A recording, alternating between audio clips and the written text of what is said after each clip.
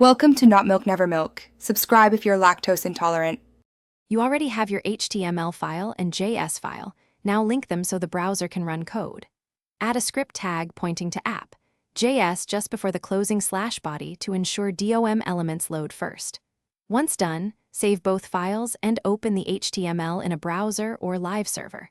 If you plan on using imports or modern syntax, include type equals module so modules resolve correctly. Make sure file names match exactly. Mismatched case or path breaks execution immediately. Next, connect Javascript to the page behavior by selecting DOM nodes and wiring events.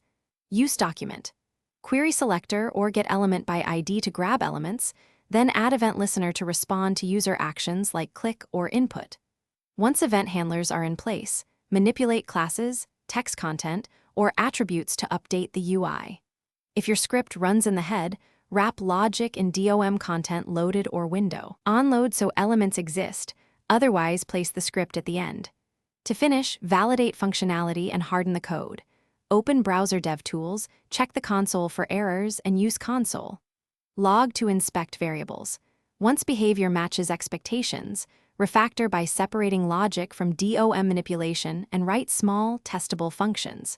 For production, minify scripts and consider defer or async when appropriate.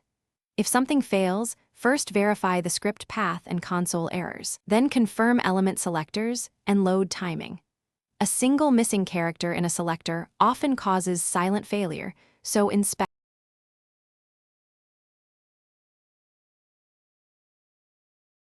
Thanks for watching. If this was helpful, leave a like and consider subscribing. See you next time.